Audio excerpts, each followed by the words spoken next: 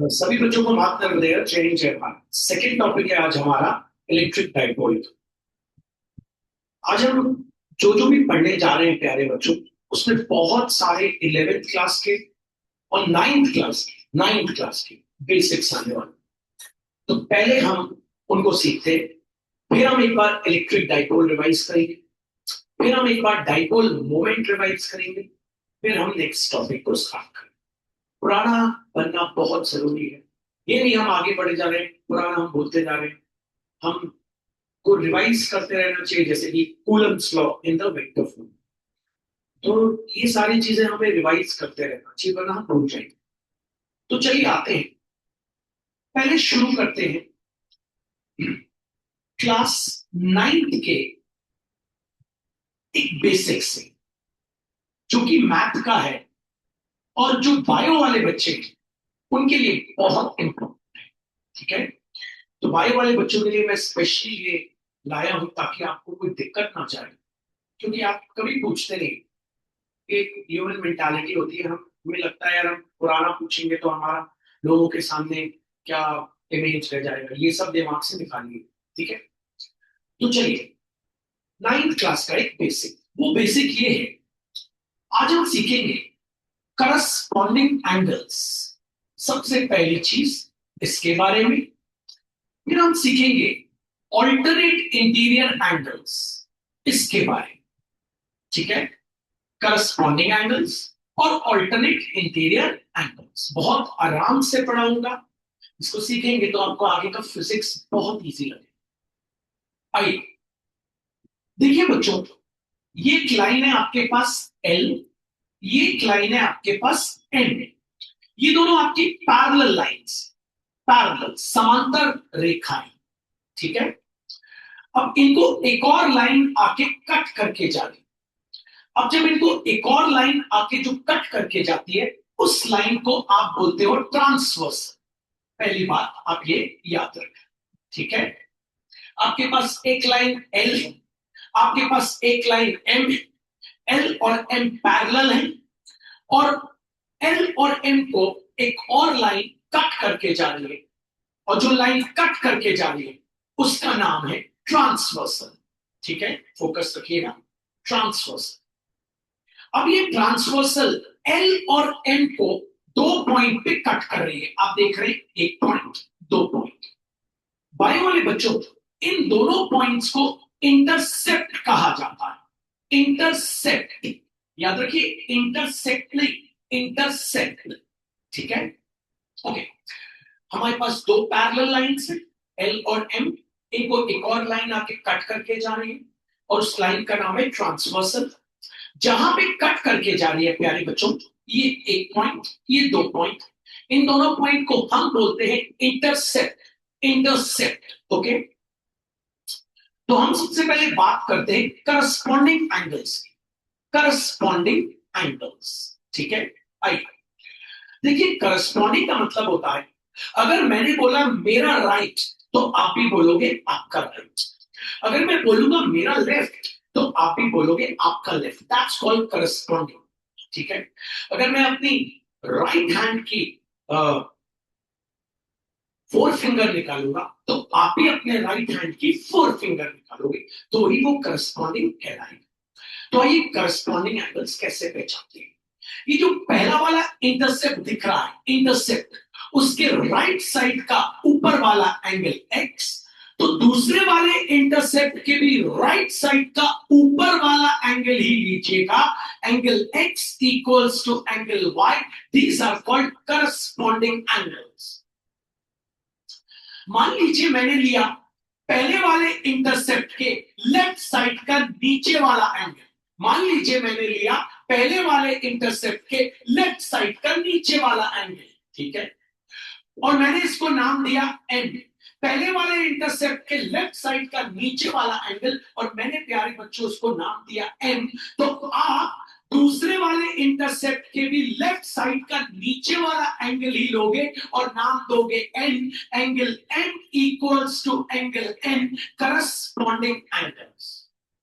Moral of the story ये है कि आप पहले इंटरसेप्ट पे जो भी लोगे, दूसरे इंटरसेप्ट पे आपको वही लेना है। यही पूरी कहानी का सार है।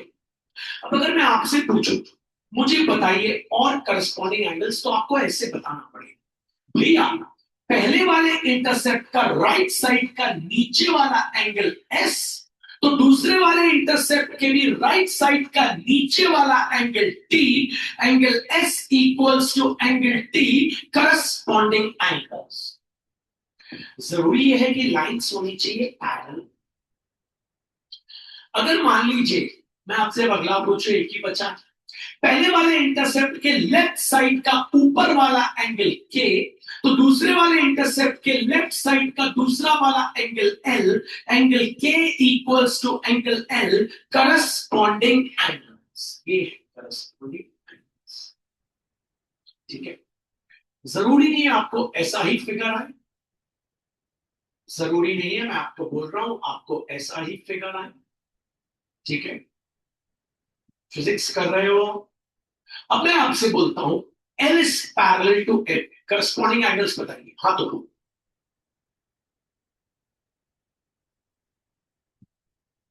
ठीक है, क्योंकि आप फोकस नहीं कर रहे ना बच्चों, इसलिए जो फोकस करेगा वो आगे बढ़ जाएगा। तो आपको क्या करना है, आपको जो पैरेलल लाइंस है अर्जुन की तरह उन पैरेलल लाइंस पे ध्यान देना है। हाँ भैया, पहली पैरेलल लाइन एल, दूसरी पैरेलल लाइन एम, इनको जो काट के जा रहा है वो है ये ट्रांसवर्सल। तो पहला वाला इंटरसेप्ट का राइट साइड का ऊपर वाला एंगल एक्स, तो दूसरे वाले इंटरसेप्ट का भी राइट साइड का ऊपर वाला angle Y, angle X equals to angle Y, corresponding angles. पहले वाले इंटरसेप्ट के, ये पैरेलल लाइन है, ये ट्रांसवर्सल है, पहले वाले इंटरसेप्ट के राइट साइड का नीचे वाला एंगल पी, तो दूसरे वाले इंटरसेप्ट के भी राइट साइड का नीचे वाला angle M, angle P equals to angle M, corresponding angles. पहचानिए। और है बच्चों, अभी और है, क्योंकि आपको मैं बोल रहा हूं ना, आप अगर आके बैठे रहोगे और ये सीखोगे नहीं तो आप फिजिक्स में कभी चैंपियन नहीं हो पाओगे। ये छोटी छोटी चीजें कोई नहीं बताता, सब सीधे स्टार्ट करते हैं डेरिवेशन, बोलेंगे ये एंगल वो एंगल, आपको पता ही नहीं करस्पॉन्डिंग का मतलब क्या है। क्या ढूंढना है आपको, इंटरसेप्ट, और उसके बाद करस्पॉन्डिंग का मतलब तो आपको पता है। पहले इंटरसेप्ट का राइट लिया तो दूसरे इंटरसेप्ट का भी राइट, पहले इंटरसेप्ट का लेफ्ट लिया तो दूसरे इंटरसेप्ट का भी लेफ्ट। मेहनत करिए बच्चों से। आइए मैं आपसे एक और कुछ,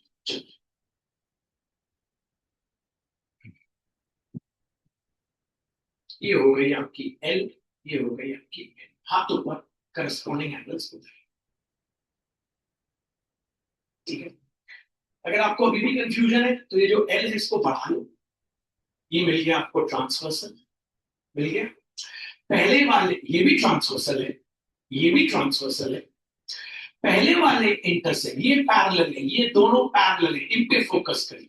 ठीक है, पहला वाला जो इंटरसेक्ट है उसके राइट साइड का ऊपर वाला ये पूरा एंगल ले लीजिए आप एक्स, तो दूसरे इंटरसेप्ट के भी ये पूरा एंगल हो जाएगा।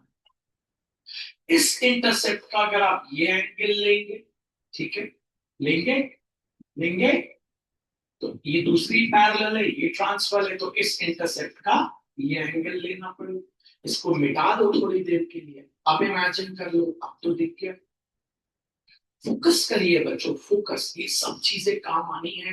फिजिक्स नहीं तो आपको कभी नहीं बनेगा। आप जितनी भी कोचिंग चले जाओ, कहीं भी भटक लो, आपको नहीं बन पाए। तो करस्पॉन्डिंग एंगल्स आपने देख लिया, आपको क्या देखना है करस्पॉन्डिंग एंगल्स में, पहला इंटरसेप्ट क्या और दूसरा इंटरसेप्ट। इंटरसेप्ट, इंटरसेप्ट क्या होता है, ये दो पैरेलल लाइन है, इनको एक ट्रांसवर्सल काट के जा रहा है, जिस पॉइंट पे काट रहा है ना बच्चों वो है इंटरसेप्ट, बस। अब आप पकड़ लो, पहला इंटरसेप्ट का राइट साइड का नीचे वाला एम, तो दूसरा इंटरसेप्ट का राइट साइड का नीचे वाला M, angle M equals to angle M, corresponding angle. इतनी सी बात है, इंटरसेप्ट पकड़ लो बस, ठीक है। आइए दूसरे टॉपिक पे आते हैं। दूसरा टॉपिक है हमारा ऑल्टरनेट इंटीरियर एंगल्स। बहुत इजी है, बहुत इजी है, ठीक है। इसके लिए भी आपके पास दो पैरेलल लाइंस होनी चाहिए, फोकस करिएगा, ठीक है। एल पैरेलल टू एम, ठीक है प्यारे बच्चों, ट्रांसवर्सल टी। बच्चों ऑल्टरनेट इंटीरियर एंगल्स के लिए आपको बस एक लेटर ढूंढना है, जेड, या तो सीधा जेड, या तो उल्टा जेड, या तो सीधा एन, या तो उल्टा एन। अगर ये जेड दिख रहा है तो ये पहला इंटरसेप्ट होगा, ये दूसरा इंटरसेप्ट होगा। पहले इंटरसेप्ट के अंदर वाला एंगल एक्स, दूसरे इंटरसेप्ट के बाहर वाला angle Y. Angle X equals to angle Y, alternate interior angles. यहां पे भी इंटरसेप्ट देखिए भैया, ये इंटरसेप्ट कैसे, देखिए इसको बढ़ाइए, इसको बढ़ाइए, ये हो गई ट्रांसवर्स। अब यहां देखिए, पहला वाला इंटरसेप्ट ये, दूसरा इंटरसेप्ट ये। पहले वाले इंटरसेप्ट के हमेशा अंदर बोलना, पहले वाले इंटरसेप्ट के अंदर वाला एंगल एम, दूसरे वाले इंटरसेप्ट के बाहर वाला angle N. Angle M equals to angle N, alternate interior angles. ये एक इंटरसेप्ट, ये दो। पहले वाले इंटरसेप्ट के अंदर वाला एंगल x, दूसरे वाले इंटरसेप्ट के बाहर वाला angle y। Angle x equals to angle y, alternate interior angle. पहले वाले इंटरसेप्ट के अंदर वाला एंगल p, दूसरे वाले इंटरसेप्ट के बाहर वाला angle s। Angle p equals to angle s, alternate interior angles. तो अब यहां आपको ऑल्टरनेट इंटीरियर एंगल्स ढूंढने, तो आपको क्या बनाना है, z। तो चलो z बना लेते हैं, आ जाओ। ये हो गया हमारा z तैयार। तो पहले वाले इंटरसेप्ट के अंदर वाला एंगल x, दूसरे वाले इंटरसेप्ट के बाहर वाला angle y। Angle x equals to angle y, alternate interior angle. और करस्पॉन्डिंग तो आप बना ही सकते हैं, उल्टा z से भी बनेगा। वैसे करस्पॉन्डिंग क्या करेंगे आप, आपको पता है भैया, पहले वाले इंटरसेप्ट के राइट साइड का ऊपर वाला एंगल m, दूसरे वाले इंटरसेप्ट के राइट साइड का ऊपर वाला एंगल तो y है। तो angle m equals to angle y, corresponding angles. और ऑल्टरनेट इंटीरियर एंगल्स बनाने के लिए आपको लेटर बनाना पड़ेगा z, और एक वर्ड याद रखना पड़ेगा, इंटरसेप्ट के अंदर वाला, इंटरसेप्ट के बाहर वाला। अंदर बाहर, अंदर बाहर, ऑल्टरनेट इंटीरियर, अंदर बाहर। ऑल्टरनेट बोल रहे, एक छोड़ एक, तो अंदर फिर बाहर, ठीक है। एक छोड़ एक, अंदर बाहर, ऑल्टरनेट के लिए अंदर बाहर वर्ड याद। ये तो हो गया क्लास 9 का बेसिक स्ट्रॉन्ग। जैसे इसको ये बनने लगा, हाथ ऊपर कर सकते हैं बच्चों की, तो मैं फिर बताऊं, ऑनेस्टी से बोल रहे हैं ना। ठीक, अब आइए क्लास 11 का एक बेसिक, बहुत इंपॉर्टेंट, जो फिजिक्स में काम आएगा हमारे आगे हर कहीं। फोकस करिएगा। आज हम बात करेंगे कंपोनेंट्स की। ये क्या होते हैं भैया, कंपोनेंट्स। कंपोनेंट्स मतलब हिस्से, हिस्से, काय के हिस्से, आइए आपको बताता हूं। कंपोनेंट्स ये हमेशा आपने रटे होंगे, कभी आपने समझे नहीं होंगे। 11th में ये हमेशा रटवाए जाते हैं, कभी समझाए नहीं जाते। हम आपको इसको पूरा समझाएंगे, ठीक है, नर्मदा भैया के आशीर्वाद से आपको समझ। मान लीजिए बच्चों, ये पॉइंट है जहां पे एक इलेक्ट्रिक फील्ड लग रही है, ठीक है। एक इलेक्ट्रिक फील्ड इस डायरेक्शन में लग रही है ई, एक इलेक्ट्रिक फील्ड इस डायरेक्शन में लग रही है। मतलब कहीं यहां से कोई चार्ज इसको धक्का दे रहा है उधर, और यहां से भी कोई चार्ज इसको उधर धक्का दे रहा है। यहाँ पे एक चार्ज बैठा हुआ है, यहाँ पे कोई एक चार्ज बैठा हुआ है, मान लो हमारा टेस्ट चार्ज, ठीक है। तो यहां से कोई चार्ज उसको धक्का दे रहा है, यहां से कोई चार्ज उसको धक्का दे रहा है, और ये जो इलेक्ट्रिक फील्ड है ये ई है। एक इलेक्ट्रिक फील्ड ऐसी, एक इलेक्ट्रिक फील्ड ऐसी। तो लोग सोचते हैं इस चार्ज पे, एक ये चार्ज उधर जाएगा, ये चार्ज इधर जाएगा, किधर जाएगा। तो एक्चुअली में जब किसी चार्ज के ऊपर इलेक्ट्रिक फील्ड लगती है, तो वो इलेक्ट्रिक फील्ड दो एक्सिस के अलोंग भी लगती है। एक तो एक्स एक्सिस के अलोंग, और एक वाई एक्सिस के अलोंग। एक लगती है एक्स एक्सिस के अलोंग, एक वाई एक्सिस के अलोंग, इन्हीं को कंपोनेंट्स बोला जाता है। कंपोनेंट्स, ये जो चार्ज है इस पे एक इलेक्ट्रिक फील्ड लग रही है, कहीं से कोई चार्ज इसको धक्का दे रहा है वहां, है ना, इस पे इलेक्ट्रिक फील्ड लग रही है यहां। तो इलेक्ट्रिक फील्ड फिजिक्स कहता है एक्स एक्सिस के अलोंग भी लगती है, वाई एक्सिस के अलोंग भी लगती है। इन्हीं को कहा जाता है कंपोनेंट्स। आइए हम इनको निकालना सीखते हैं, थोड़ी सी मेहनत। आइए मान लेते हैं पॉइंट पी, यहां पे एक टेस्ट चार्ज बैठा हुआ है, इलेक्ट्रिक फील्ड लग रही है ई, और इसके ऊपर एक फील्ड ऐसी लग रही है ई, मतलब उधर की तरफ भाग रहा है, उधर की तरफ भाग। जब भी किसी चार्ज के ऊपर इलेक्ट्रिक फील्ड लगती है ऐसे, तो वो इलेक्ट्रिक फील्ड सब डायरेक्शन में लगती है, ऐसा तो नहीं। अगर आप एक चुंबक को कहीं पे भी ले जाएं, कहीं पे भी ले जाएं, किसी भी डायरेक्शन में ले जाएं और दूसरा चुंबक लाए, तो वो तो उसको कहीं से भी ट्रैक कर लेगा, जरूरी थोड़ी ना एक ही डायरेक्शन से ट्रैक करेगा। तो जब ये इलेक्ट्रिक फील्ड लगती है तो फिजिक्स बोलता है ये इलेक्ट्रिक फील्ड दो डायरेक्शंस में और लगती है, वो है एक्स एक्सिस और वाई एक्सिस। अब देखिए एक्स एक्सिस के बारे में, ये कहलाती है आपकी एक्स एक्सिस, ठीक है। ये एंगल मान लो थीटा है और ये एंगल मान लो थीटा है, और ये कहलाती है आपकी वाई एक्सिस। मेहनत करिए, ठीक है। अब सबसे पहले बात करते हैं एक्स एक्सिस के अलोंग इलेक्ट्रिक फील्ड क्या है। तो इस पॉइंट ए से मैं परपेंडिकुलर ड्रॉ करता हूं, नाम है इस परपेंडिकुलर का एस। तो मुझे एक्स एक्सिस की इलेक्ट्रिक फील्ड निकालनी है, मतलब मुझे क्या निकालनी है, पीएस। पीएस निकालनी, ये इलेक्ट्रिक फील्ड मुझे पता है कितनी है, ई, ये ई है। पी से लेके ए तक कितनी है, ई, पी से लेके ई तक कितनी है, ई, ठीक है। ये भी ई है और ये भी ई है, मुझे ये वाली निकालनी है पीएस, ये वाली इलेक्ट्रिक फील्ड। तो निकालने के लिए मुझे निकालना क्या है, पीएस। मुझे दिया क्या है, एपी। मुझे निकालना पीएस है, मुझे दिया क्या है, एपी या पीए। मुझे निकालना पीएस है और मुझे दिया क्या है, एपी। अगर ध्यान दे तो पीएस एक्चुअली में पीएस है बेस, हाँ भाई, और एपी क्या है, हाइपो। हमको पता है बेस और हाइपो का रिलेशन कॉस थीटा से आता है। कॉस थीटा होता है बेस अपॉन हाइपो, तो कॉस थीटा लगाता हूं बेस अपॉन हाइपो, तो cos theta equals to base क्या है, पीएस, और हाइपो क्या है, ई। तो देखिए पीएस की वैल्यू क्या आ गई, E cos theta equals to PS. PS की वैल्यू आ गई ई कॉस थीटा। टीचर इसे रटवा देता है कि एक्स एक्सिस के अलोंग कंपोनेंट हमेशा ई कॉस थीटा होता है। टीचर इसे रटवा देता है कि एक्स एक्सिस के अलोंग जो भी कंपोनेंट होता है वो ये होता है, वो होता है। टीचर उसे रटवाता है, टीचर उसे लर्न करवाता है।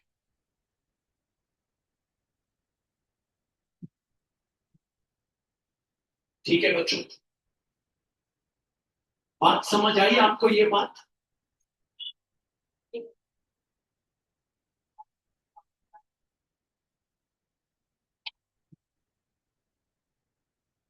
एक बार और देखते, आराम से समझिएगा, कोई जल्दी नहीं है। पहले इसको 5 6 7 बार देख लो, उसके बाद तुम्हें रटना है तो रट लो। लेकिन मैं फिर बोल रहा हूं एक्स एक्सिस के अलोंग, अगर टीचर यहां देखना कई बार यहां आर ले लेता है तो बोलेगा एक्स एक्सिस के अलोंग का कंपोनेंट है आर कॉस थीटा, ये बोल देना है। पहले इसको समझिए 3 से 4 बार, है ना, फिर वाई एक्सिस समझेंगे कैसे आया, ये देखिए, इस पे फोकस रखिए, पहले बताइए।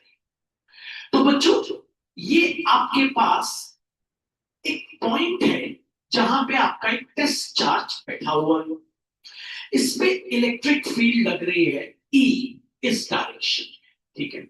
और एक और फील्ड लग रही है, बिल्कुल रिलैक्स हो गए बच्चों, बिना टेंशन के, ई, इस डायरेक्शन। कोई दिक्कत तो, ओके। अब इस चार्ज पे फील्ड यहां भी लग रही है, यहां भी लग रही है, तो इसके दो कंपोनेंट होंगे। कभी भी एक चार्ज के ऊपर अगर दो फील्ड लगेगी तो उसके दो कंपोनेंट होंगे, मतलब फील्ड दो डायरेक्शन में और लगेगी। पहला डायरेक्शन होगा एक्स एक्सिस, दूसरा डायरेक्शन होगा प्यारे बच्चों वाई एक्सिस। तो बच्चों पहले एक्स एक्सिस, ये हो गया एक्स एक्सिस। बच्चों इस एंगल को ले लेते हैं थीटा, अभी ऐसे ही मान ले रहा हूं थीटा, ठीक है। एक्स एक्सिस में कितनी फील्ड लग रही है, तो यहां से इस पॉइंट ए से मैं एक परपेंडिकुलर ड्रॉप कर लेता हूं ए टी। मुझे निकालना क्या है बच्चों, पहले ये समझिएगा, पीटी। पीटी मतलब एक्स एक्सिस के अलोंग इलेक्ट्रिक फील्ड। बच्चों मुझे पीटी निकालना है, मुझे पीटी निकालना है, और मुझे दिया क्या है, पी ए। मुझे पी ए दिया हुआ है, मुझे पी ए सॉरी मुझे पी ए दिया हुआ है, और मुझे निकालना क्या है, पीटी। पी ए क्या है, ट्रायंगल का हाइपो। पीटी क्या है, ट्रायंगल का बेस। आप सबको पता है हाइपो और बेस किससे रिलेटेड है, कॉस थीटा।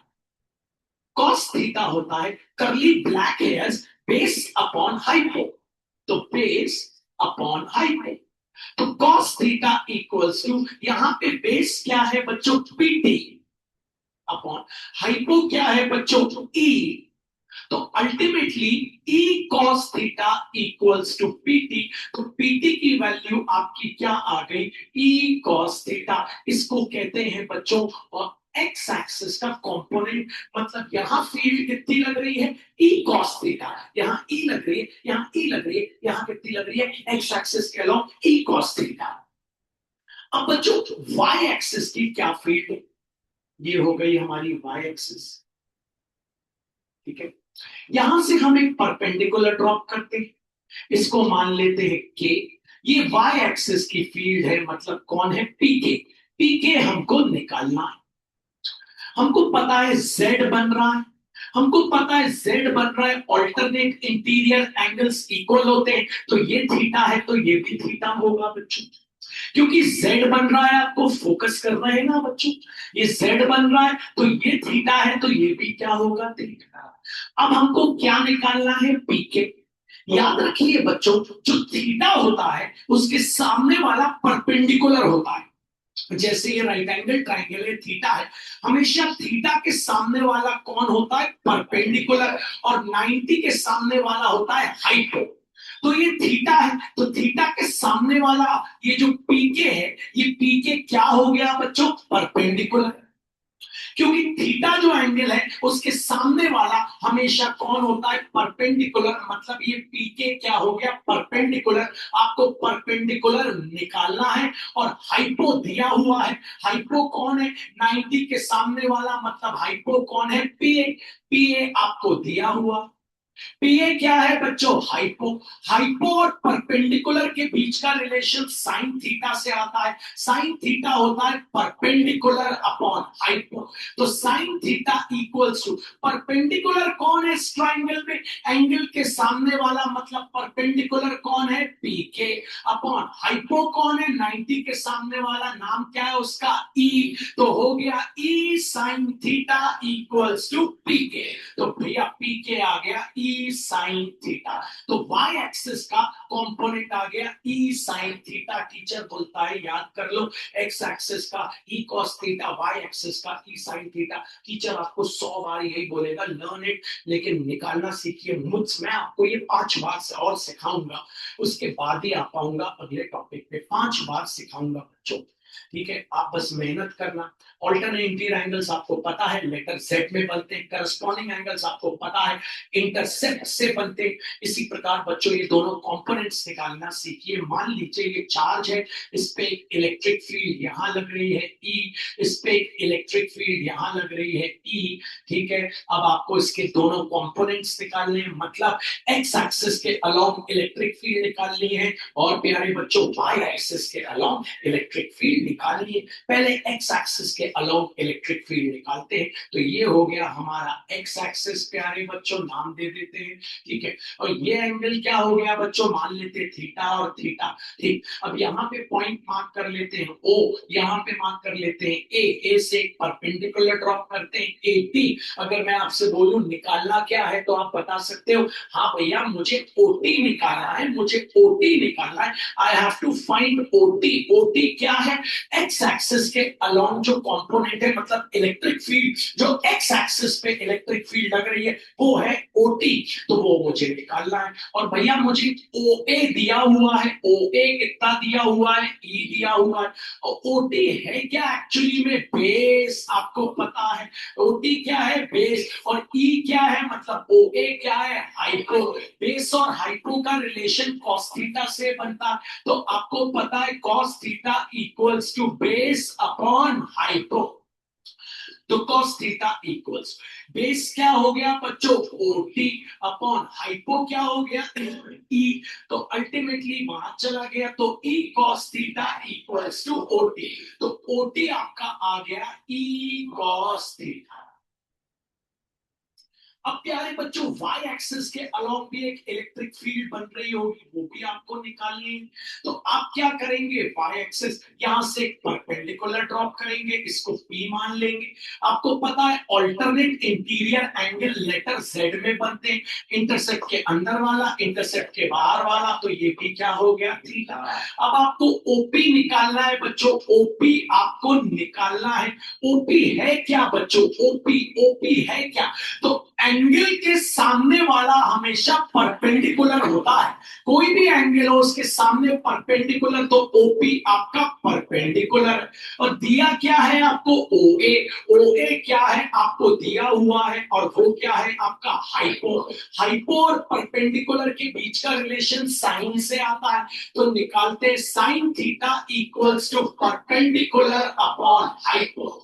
तो sine theta equals to perpendicular 90 के सामने वाला कौन हो गया, ओपी। हाइपो क्या है हमारा, ओ ए कितना था, ई। तो हो गया हमारा E sine theta equals to OP. लीजिए ई साइन थीटा। तो देखो ना ये इलेक्ट्रिक फील्ड ही तो है, क्योंकि ई लग गया। इलेक्ट्रिक फील्ड हमने ई मानी थी, ई मानी थी। एक्स एक्सिस के अलोंग इलेक्ट्रिक फील्ड हो गई E cos theta, Y axis के अलोंग इलेक्ट्रिक फील्ड हो गई ई साइन थीटा।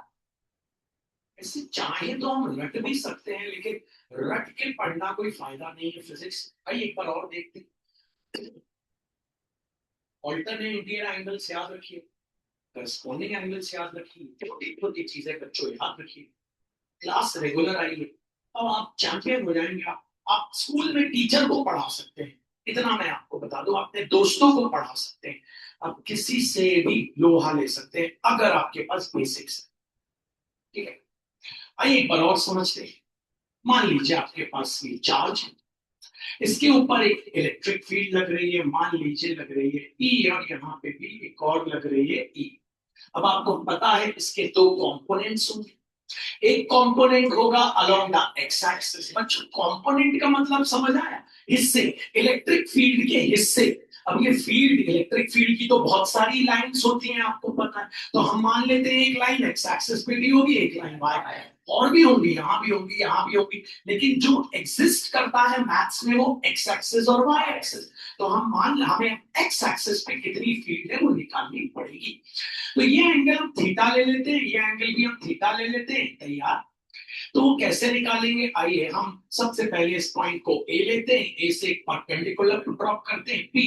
तो हमको निकालना है ओपी, एक्स एक्सिस के अलोंग इलेक्ट्रिक फील्ड। ओपी क्या है हमें पता है भैया, ओपी हमारा क्या है, बेस। कैसे पता बेस है, क्योंकि एंगल के सामने वाला परपेंडिकुलर होता है, 90 के सामने वाला हाइपो होता है, तो बच कौन गया बच्चों, बेस। तो चलिए ओपी निकालते हैं। ओ ए दिया हुआ है, ओ ए ई दिया हुआ है, और ओ ए एक्चुअली क्या है, हाइपो। अब हमें बेस और हाइपो से एक ट्रिग्नोमेट्री का टर्म निकालना है, वो होता है कॉस थीटा। कॉस होता है बेस अपॉन हाइपो। चलिए तो बढ़ते हैं आगे, cos theta equals to base क्या है आपका ओपी अपॉन हाइपो क्या है आपका ई। तो लीजिए ओपी की वैल्यू आ गई E cos theta equals to OP. तो ओपी आ गया आपका ई कॉस थीटा।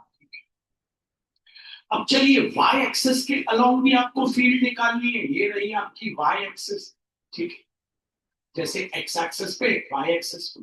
तो वाई एक्सिस पे भी हम क्या करते हैं बच्चों, एक परपेंडिकुलर बनाते हैं, यहां से बना तो अच्छा रहेगा। तो ये ले लेते हैं ए के 90। आपको पता है alternate interior angles are equal, उल्टा सेट बन रहा है इंटरसेप्ट के अंदर, इंटरसेप्ट के अंदर वाला इंटरसेप्ट के बाहर वाला, तो ये भी क्या हो गया थीटा। अब आपको निकालना क्या है बच्चों, ओके। ओके थीटा के सामने वाला कौन होता है, परपेंडिकुलर, मतलब ओके हो गया परपेंडिकुलर। तो साइन लगाते हैं, साइन थीटा होता है हमारा परपेंडिकुलर अपॉन हाइपो। तो sine theta equals to perpendicular हो गया ओके, और हाइपो क्या है बच्चों, ई। तो अल्टीमेटली क्या आ गया, E sine theta equals to OK. किसको आ गया बच्चों सॉल्व।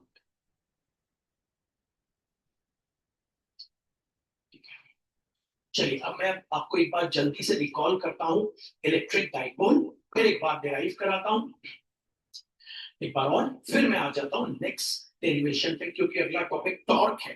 अब मुझे आपको 11th का टॉर्क पढ़ाना पड़ेगा पहले पूरा, तब आप वहां तक पहुंचोगे। चल दोस्त, what do you mean by electric dipole?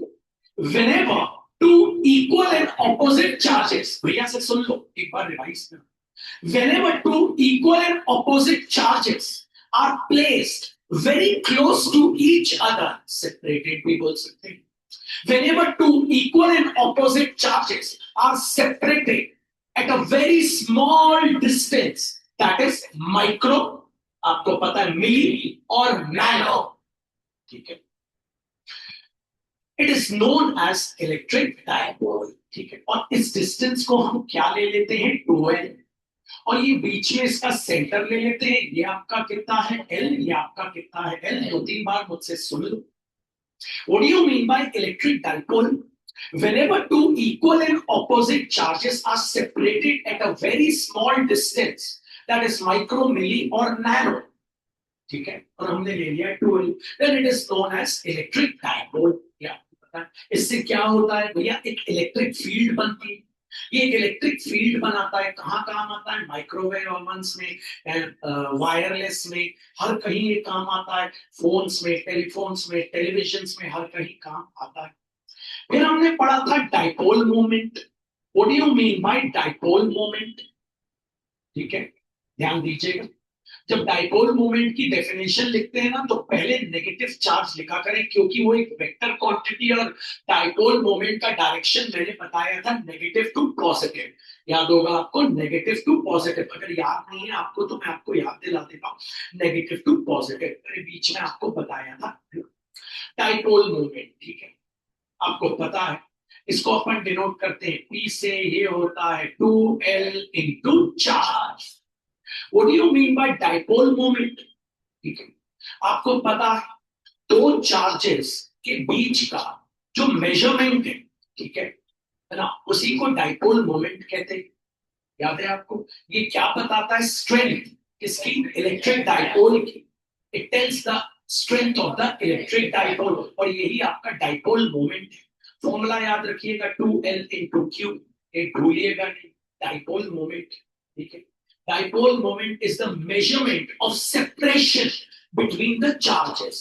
Dipole moment is the measurement of separation between the charges. It also represents the strength of electric dipole.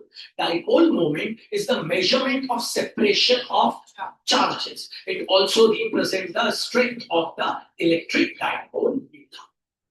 अब इसका हमने एक डेरिवेशन किया था, वो भी आप रिवाइज कर लेते हैं, फिर नेक्स्ट टॉपिक पे आते हैं, ठीक है। वो डेरिवेशन कैसा था आपको पता, आपको बोला था derive the expression for electric field, ठीक है, derive the expression for electric field from centre of electric dipole at a distance of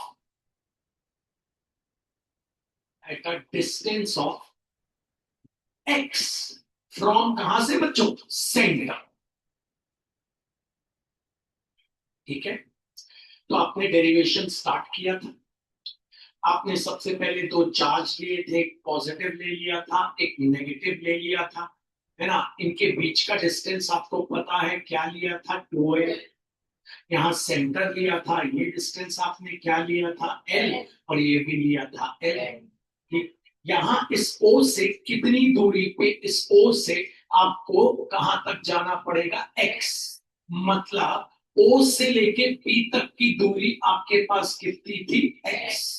यहाँ पे आपको क्या निकालनी है, इलेक्ट्रिक फील्ड। तो आपको पता है आपको यहां रखना पड़ेगा टेस्ट चार्ज। तो ये जो नेगेटिव चार्ज है, आपको पता है इसकी इलेक्ट्रिक फील्ड क्या होगी भैया, आपको पता है इसकी इलेक्ट्रिक फील्ड होगी टुवर्ड्स, होगी, खींचेगा उसको। और पॉजिटिव चार्ज की इलेक्ट्रिक फील्ड क्या होगी, रिपेल। तो इसको मैं मान लेता हूँ, ये वाले को, ये छोटा, आपको पता है किसकी इलेक्ट्रिक फील्ड ज्यादा होगी, इसकी तो कम होगी क्योंकि ज्यादा दूर। तो इसको मान लेता हूँ E1, इसको मान लेता हूँ E2। सबसे पहले E1 निकालना। E1 कैसे निकालना, आपको पता है फॉर्मूला। फॉर्मूला होता है K into Q upon R square, यही होता है। तो देयरफॉर आपका E1 आ जाएगा K, तो K है, Q क्या है, Q साइन नहीं लेते, आपको पता है। E1 मतलब किसकी इलेक्ट्रिक फील्ड निकाल रहा हूं, इस चार्ज की। इसका डिस्टेंस नीचे आ जाएगा अपॉन आर स्क्वायर। इसका डिस्टेंस उससे कितना है, ये L है और इतना x है, ये L है इतना x है, तो आर स्क्वायर हो गया x plus L the whole square. अब मैं निकाल लेता हूं E2 इलेक्ट्रिक फील्ड, आपको पता फॉर्मूला होता है K into Q upon R square. K आपका K, क्यू क्या है आपका माइनस, लेकिन अब साइन नहीं लेते, साइन कब लेते हैं, जब वेक्टर। अब इसका डिस्टेंस उससे कितना, आपको पता है इतना x है इतना l है, तो बचा हुआ कितना हो जाएगा, x माइनस एल का होल स्क्वायर। अब नेट इलेक्ट्रिक फील्ड निकाल लेते हैं। नेट मतलब आपको पता है एक तरफ ये उसको धक्का दे रहा है, ये खींच रहा है, ये धक्का दे रहा है, ये खींच रहा है, तो कौन ज्यादा है, E2 ज्यादा है, क्योंकि ये इसके करीब है तो ज्यादा खींचेगा, तो क्या हो जाएगी, E2 माइनस E1। अब वैल्यू डाल दे, तो नेट इलेक्ट्रिक फील्ड आ जाएगी। E2 क्या हो गया आपका, K into Q upon X minus L था होल स्क्वायर, माइनस E1 हो गया K into Q upon X plus L था होल स्क्वायर। अब आप क्या करेंगे, K इंटू क्यू क्या ले लेंगे, कॉमन। तो E नेट आपके पास आ जाएगा K into Q common into big bracket start 1 अपॉन X minus L the whole square minus 1 अपॉन X plus L the whole square, big bracket through. अब आपको पता है E नेट आपको निकालना है, हो जाएगा K into Q into LCM, आपको पता है यहाँ जाएगा x minus L the whole square into X plus L the whole square, cross multiply कर दी, यहाँ आ गया x plus L the whole square minus X minus L the whole square. अब आपको पता है A square minus B square की आइडेंटिटी लगाएंगे ऊपर, A square minus B square सबको याद होगा, ए प्लस बी, ये ए है और ये बी है, तो A plus B in brackets into A minus, फिर ब्रैकेट स्टार्ट, बी कितना है, एक्स माइनस एल। इसी दौरान ये दोनों में स्क्वायर है, हमने लगा लिया होल स्क्वायर, अंदर x minus L into X plus L, यहाँ L और L हो गया कैंसिल, अल्टीमेटली E नेट आपके पास K into Q into bracket start, ये हो गया 2x इंटू यहाँ बचा x plus L minus X, और क्या हो गया प्लस एल, होल अपॉन नीचे x into X, X square minus L square the whole square, x और x हो गया कैंसिल। अगले स्टेप पे चलते, तो चलिए E नेट आ गया आपका K into Q into big bracket start 2x into 2 whole upon X square minus L square का होल स्क्वायर। अब चलते हैं नेक्स्ट स्टेप पर। आप सबको पता है डाइपोल मोमेंट का फॉर्मूला, आपको पता है 2L इंटू क्यू, तो 2L और Q को साथ में लिख देते तो E नेट आपके पास आ गया K into 2x into 2l into Q, इनको लिख दिया साथ, whole upon X square minus L square का होल स्क्वायर। नेक्स्ट स्टेप पे चलते, तो अल्टीमेटली ई नेट आपके पास आ गया कितना, 2x into K into dipole movement upon X square minus L square का होल स्क्वायर। होपफुली आपने यहां तक अच्छे से सीख लिया था, किस किस को सॉलिड है आपको पता है, ठीक है।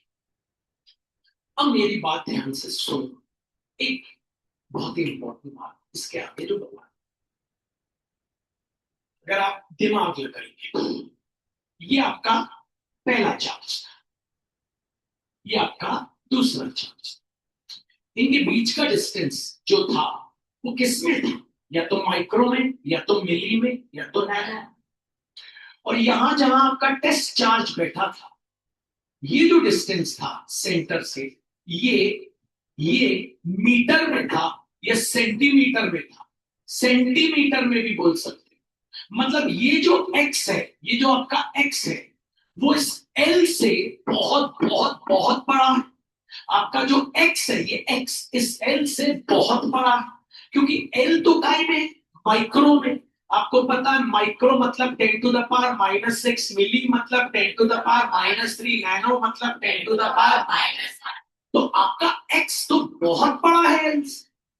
अब x जब बहुत बड़ा है L से, अगर कभी ऐसा हो कि एक चीज बहुत बड़ी है, बहुत बड़ी, बहुत बड़ी एक दूसरी चीज से, तो दूसरी चीज को हम निग्लेक्ट कर देते हैं, उसको हम भूल जाते हैं। x क्योंकि बहुत बड़ा है L से, इसीलिए आप क्या करेंगे, L को निग्लेक्ट कर देंगे, तो E नेट आपके पास आएगा 2x into K into dipole movement whole upon X square, और इसको भूल जाइएगा होल स्क्वायर। तो अल्टीमेटली E नेट या E ऑन द एक्सिस आ गया 2x into K into dipole moment upon x to the power 4, एक x काट दीजिए, तो E ऑन द एक्सिस आ गया, एक x कट गया, तो 2 into K into dipole moment नीचे से कट गया, आ गया x क्यूब। ये है फाइनल जो न्यूमेरिकल में, मतलब अगर कल मैं आपसे रास्ते में चलते पूछूं, give me the E on the axis, E net यहां तक था, वहां तक था जब हमने L को निग्लेक्ट नहीं किया था, E नेट यहां पे भी E ऑन द एक्सिस पर। जब अगर मैं आपसे बोलूं give me the formula for electric field on the axis of dipole at a distance x, कैसे सुनना, give me the formula for electric field on the axis of dipole at a distance x from the centre.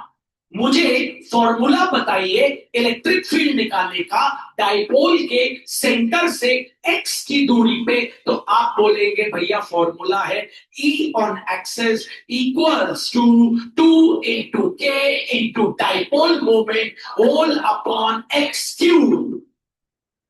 अगर मैं आपसे कल पूछूं, परसों पूछूं, नरसों पूछूं, क्या पूछूं, मैं पूछूं गिव मी द फॉर्मूला, पहले हिंदी में मुझे फॉर्मूला बताइए इलेक्ट्रिक फील्ड निकालने का एक डाइपोल के एक्सिस पे सेंटर से x मीटर की दूरी पे, तो आप बोलेंगे E ऑन द एक्सिस मतलब electric field on the axis equals to 2 into K into dipole moment whole upon x cube.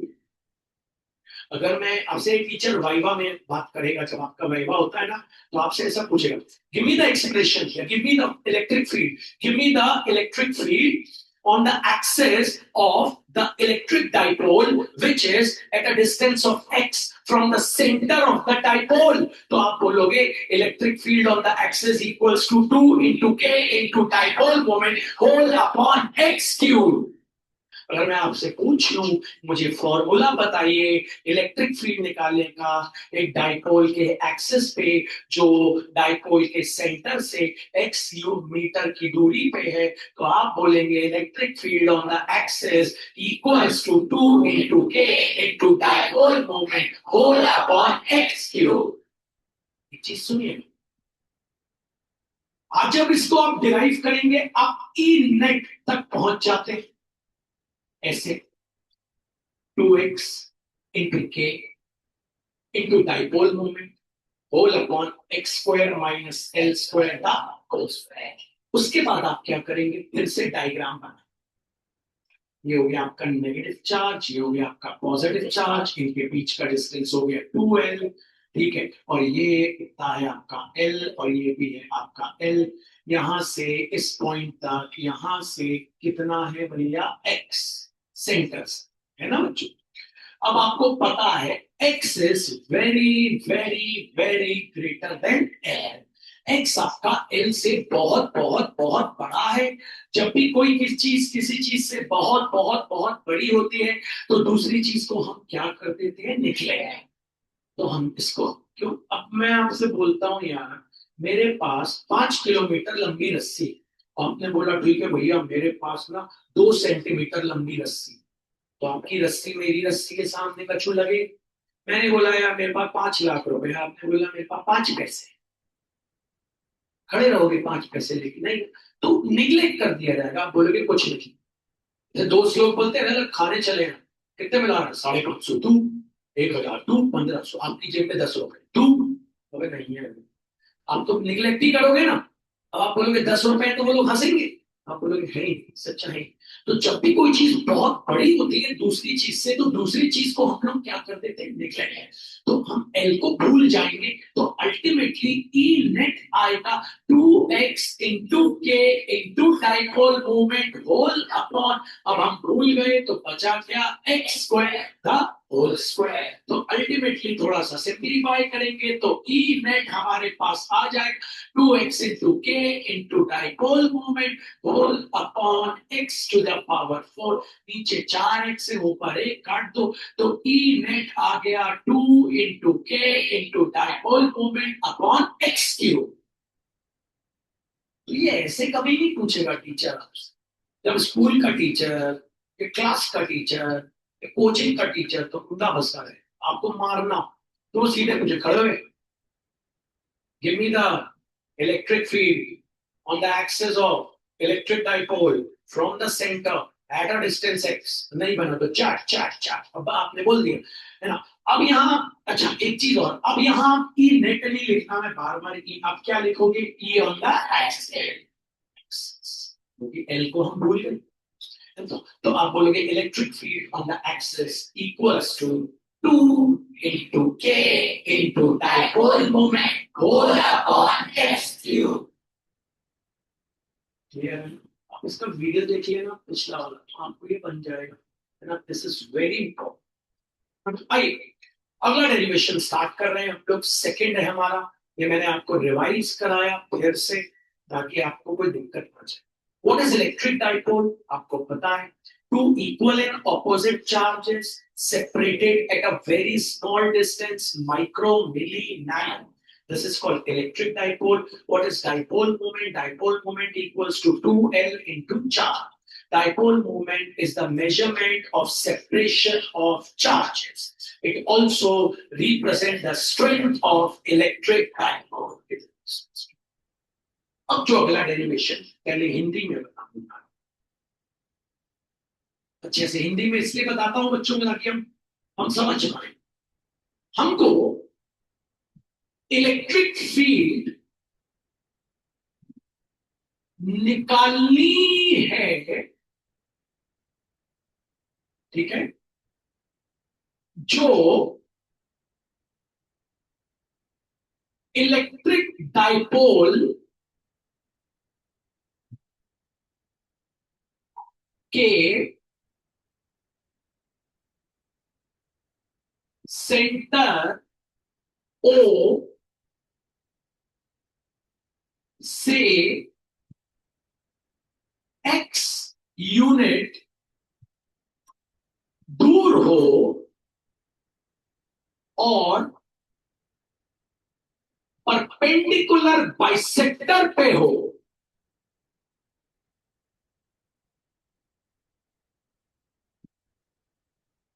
देखो हिंदी में भी ये चीज कई लोगों को समझ नहीं आती। पहले मैं आपको बना के दिखाता हूं क्या लिखा। ये आपका हो गया नेगेटिव चार्ज। पहले नेगेटिव मैं इसलिए बना रहा हूं क्योंकि डाइपोल मोमेंट का डायरेक्शन मैंने बताया था, नेगेटिव टू पॉजिटिव। अगर आपको याद हो तो इसलिए मैं पहले ये negative to positive, negative to positive, please यार है, पहले मैं आपको ये समझाऊं। और भैया ये है आपका पॉजिटिव चार्ज, इनके बीच का डिस्टेंस क्या है भैया 2l। ये हो गया आपका सेंटर, ये डिस्टेंस क्या है l, ये डिस्टेंस क्या है l। ये हो गया परपेंडिकुलर बाइसेक्टर, परपेंडिकुलर बाइसेक्टर। अब बोलता है सेंटर से x यूनिट की दूरी पे परपेंडिकुलर बाइसेक्टर पर, मतलब ये ले लेते हैं x यूनिट। यहां पे आपको निकालनी है क्या, इलेक्ट्रिक फील्ड। नहीं आया समझ, ये परपेंडिकुलर बाइसेक्टर है, ठीक। क्या बोला, उस परपेंडिकुलर बाइसेक्टर पे सेंटर से x यूनिट की दूरी। तो यहां हमें क्या रखना पड़ेगा अपना, बढ़िया सा टेस्ट, ठीक है भाई। अब ये क्या करेगा, इसको अपनी तरफ अट्रैक्ट, पीछे ये करेगा। ये क्या करेगा भैया, इसको रिपेल करेगा, ये इसको वहां धक्का दे, और ये इसको खींचेगा, ऐसे खींच रहा है, ये अपनी तरफ खींच रहा है, और ये वहां धक्का दे रहा है, ये खींच रहा है, ये धक्का दे रहा है। तो हमें ये इलेक्ट्रिक फील्ड निकालनी पड़ेगी। ये डिस्टेंस कितना है इन दोनों के बीच का, ले लेते हैं आर। तो ये भी क्या हो जाएगा, आर। क्वेश्चन पहले समझते हैं, ये आर ले लेते हैं, ये भी आर ले लेते हैं, ठीक है। अब आगे बढ़ते हैं, क्वेश्चन आपको समझ आया, किस किस को आ गया, हाँ तो इनको नहीं आया। बोलता है आपके पास एक इलेक्ट्रिक डाइपोल है, तो ये तो आप बना सकते हो, ये हो गया आपका इलेक्ट्रिक डाइपोल। इनके बीच का डिस्टेंस क्या है, 2l। ये हो गया सेंटर, ये डिस्टेंस हो गया l, ये डिस्टेंस हो गया l। इसके पहले हमने सेंटर से x मीटर दूरी पे इलेक्ट्रिक फील्ड निकाली थी। आज बोलता है इसी सेंटर पे एक परपेंडिकुलर बाइसेक्टर आके गिर रहा है। बाइसेक्टर क्यों बोल रहे हैं, क्योंकि ये देखो ना, दो हिस्सों में बांट दे रहा है, इसको L इसको L, इसके बाइसेक्टर बोलते हैं। परपेंडिकुलर मतलब 90 डिग्री। अब बोलता है सेंटर से 5 मीटर दूर तुमने एक चार्ज रखा, कितने मीटर दूर, 5 मीटर, एक टेस्ट चार्ज रखा तुमने 5 मीटर दूर। अब तुम्हें बोलता है वो 5 मीटर दूर, 10 मीटर दूर, 20 मीटर दूर, तुम्हें यहाँ पे इनके द्वारा जो इलेक्ट्रिक फील्ड बन रही है वो निकालनी है, इन दोनों के द्वारा। जैसे पिछली बार वहां पे निकाली थी, आज यहाँ पे निकालनी है। तो वो 5 मीटर ना लेके टीचर ने क्या बोल दिया, x। तो सबसे पहले ये एक इलेक्ट्रिक फील्ड बनाएगा, नेगेटिव चार्ज, टेस्ट चार्ज के पास तो कोई ताकत नहीं होती, तो ये इसको क्या करेगा, अपनी तरफ अट्रैक्ट करेगा। ये डिस्टेंस कितना ले लेते हैं हम लोग, r। निकालते हैं इलेक्ट्रिक फील्ड। इलेक्ट्रिक फील्ड निकालने का फॉर्मूला सबको पता है, k into Q upon R. ये वाली इलेक्ट्रिक फील्ड को E1 मान, के तो के, क्यू क्या है, माइनस क्यू साइन लेते, आर क्या है, डिस्टेंस, वो तो आर ही। ये आ गई भैया इसकी इलेक्ट्रिक। अब ये भी इसके ऊपर एक इलेक्ट्रिक फील्ड डेवलप करेगा, क्या करेगा ये उसको, हाँ, रिपेल, दूर भाग, भगाएगा दूर। अब ये इलेक्ट्रिक फील्ड, ये भी कितना हो गया distance, R. Electric field equals to K into Q upon R square. तो इलेक्ट्रिक फील्ड 2 निकाल दी। के कितना है, के, क्यू कितना है, क्यू, आर क्या है, इनके बीच का डिस्टेंस जो है आर। हम अगर ध्यान से देखें E1 और E2 तो बराबर है। ये इलेक्ट्रिक फील्ड क्या थी बच्चों, E1। ये इलेक्ट्रिक फील्ड क्या थी बच्चों, E2। तो भैया E1 और E2 बराबर आ रहे तो उनको हम क्या ले लेते हैं, E। तो ये इलेक्ट्रिक फील्ड भी क्या हो जाएगी, E। इसको भी E मान लेते हैं और इसकी भी क्या मान लेते हैं, E। अब तुम्हें पता है ये चार्ज के ऊपर ये दो इलेक्ट्रिक फील्ड लग रही है तो दो कंपोनेंट बने, एक बनेगा अलोंग द एक्स एक्सिस, एक बनेगा अलोंग द वाई एक्सिस। तो अलोंग द एक्स एक्सिस ये एक कंपोनेंट ये बनेगा और एक बनेगा अलोंग द वाई एक्सिस। ठीक, ये चार्ज जाएगा कहां, इधर जाएगा उधर जाएगा, वो एक कंपोनेंट से पता चला। तो पहले अलोंग द एक्स एक्सिस का कंपोनेंट निकालते हैं, इसके द्वारा एक्स एक्सिस का कंपोनेंट। सबसे पहले एंगल्स मार्क कर लेते हैं, इसको ले लेते हैं थीटा। ठीक है, अब अगर ये थीटा है, ठीक है, ये थीटा है तो आप देखो ये भी थीटा होगा, करस्पॉन्डिंग एंगल्स। ये और ये क्या है, पैरेलल। देखो ना, ये और ये है पैरेलल, इंटरसेक्ट के ऊपर वाला इंटरसेक्ट के ऊपर वाला। होगा नहीं वो, पक्का दिख रहा है करस्पॉन्डिंग या नहीं, नहीं तो रब करके दिखा दो। मैं जैसे ही इस लाइन को रब करूंगा ना, आपको देखो थीटा थीटा करस्पॉन्डिंग दिख जाए, देखना, ठीक है, ठीक है। ये एक पैरेलल लाइन, ये एक पैरेलल लाइन, ट्रांसवर्सल, इंटरसेप्ट के राइट साइड ऊपर वाला, इंटरसेप्ट के राइट साइड ऊपर। ठीक है भाई, देख गए। इस एंगल को भी हम थीटा मान लेते, होगा ही ये थीटा, पूछो क्यों। अरे जब ये थीटा है, ये थीटा है, अब ये थीटा कैसे होगा ये मैं आपको बता दूं। थीटा मान लो थोड़ी देर की, मान ली।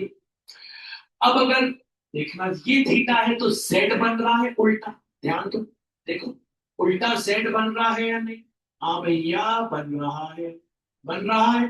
ये थीटा तो ये भी क्या हो जाएगा, थीटा।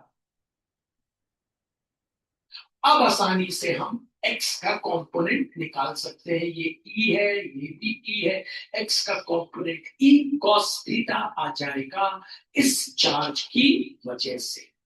फिर इस चार्ज की वजह से भी x का कंपोनेंट फिर क्या आ जाएगा, e cos थीटा, यहीं पे आ गया। अब इस चार्ज की वजह से y का कंपोनेंट क्या आ जाएगा, इस चार्ज की वजह से। धक्का दे रहा है ना वो, देखो ये धक्का दे रहा है ना धक्का, तो इस वो कंपोनेंट ऊपर चला जाएगा, क्या हो जाएगा, y sin थीटा।